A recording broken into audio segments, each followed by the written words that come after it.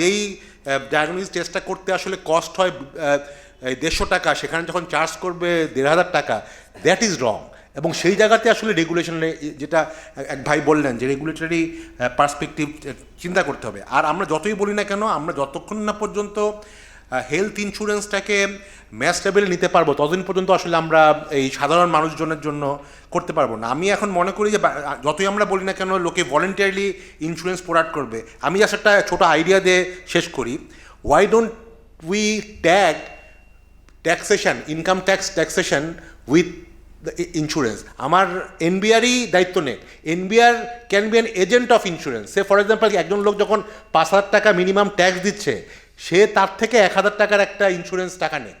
এবং একটা লোক যখন ইন্স্যুরেন্সের টাকা দিবে, তার কিন্তু একটা মানে অধিকার তৈরি হবে যে আমি ইন্স্যুরেন্স দিচ্ছি, আমার সমস্যা হলে আমি তখন প্রাইভেট হাসপাতাল থেকেই সার্ভিসটা নিব, সেখানে আমার ইন্স্যুরেন্সটা এই কস্টটা কভার হবে। তো এরকম যদি একটু ডিসরাপশন বা ইনোভেশন আমরা না করতে পারি, আমি আসলে খুব আশা দেখি না। আমরা এরকম করে প্রসেসকে, ব্যুরোক্রেসিকে গালাগাল করেই যাব, এখনও করছি, আগামী 20 বছর পর্যন্তই করব।